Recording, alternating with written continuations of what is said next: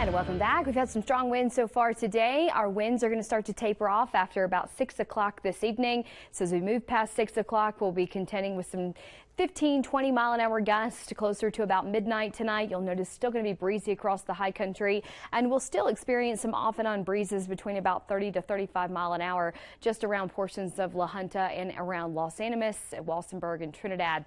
As we move through tomorrow morning, though, it's just going to get windy again. Incoming cold front sweeps across the state, and that's going to lead to another round of the potential for damaging winds for areas south of the Arkansas River Valley. That's where you could get those 70 to 80 mile an hour gusts across the southeastern plains. Mostly 50 to 60 mile an hour winds, but upwards of 70 will be possible.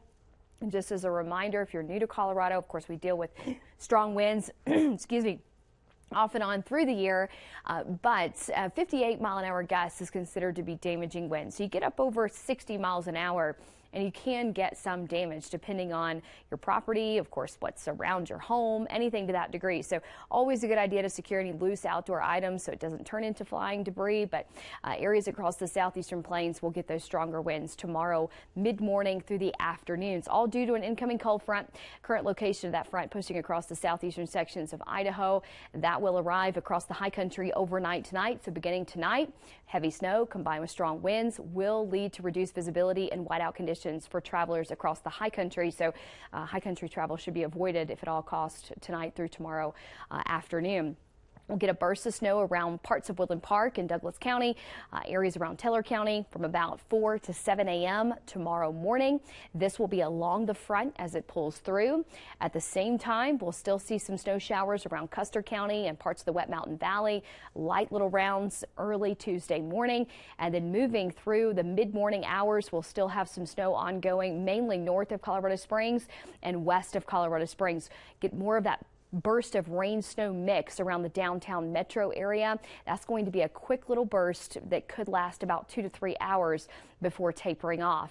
As we move through the 10-11 a.m. time frame, that burst of rain snow mix will be possible around Walsenburg, and then we'll likely see a break in the activity. It's still going to be possible to see a couple off and on flurries through the afternoon around the Pikes Peak region, Tuesday afternoon and Tuesday evening, but most of the snow comes through along that front as it pulls in tomorrow morning. So we're looking at light rounds of snow, could be enough to coat secondary roads west of I-25 across Teller County and north of Colorado Springs. Most of the area should see light rounds of snow on grassy surfaces, but again, that doesn't mean areas around Teller County won't have a little coating on some of those secondary roads. Across portions of the Wet Mountains and the Sangre de Cristos, light rounds of snow for those folks as well. 1 to 3 inches. It's a very quick hitting system. It'll move in, move out pretty quickly, but tomorrow is going to be blustery. That's the best word I can use to describe tomorrow, because the winds are still going to be elevated out of the north at about 30 to 40 mile an hour gust, and then that cold air coming in is going to make it feel a lot colder than it actually is. Now, notice 50s and 60s here. It doesn't look terrible. We're going to hit those high temperatures in the morning, and then it's falling temperatures through the day. So don't be fooled by those high temperatures. It's going to happen in the morning, and then as the front moves through, it's going to get a lot colder through the afternoon. Skies clear tomorrow night. Temperatures down in the teens across I-25 in the eastern plains, about a degree there for the San Luis Valley, so it gets a lot colder tomorrow night, and then we start to warm back up pretty rapidly into the latter half of the work week. So quick hitting system, pretty chilly as some of that air moves through, and a little bit of a rain snow mix around Colorado Springs. Light accumulations possible.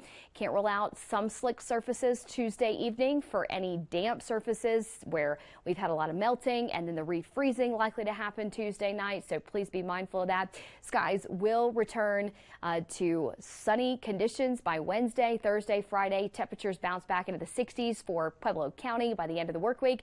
Monument in the 30s tomorrow morning, and then in the 20s by the afternoon, and then we'll be back in the 40s for Wednesday. Woodland Park also expecting that burst of snow between 4 and 7 a.m. in the morning. Canyon City into the mid-morning hours as well.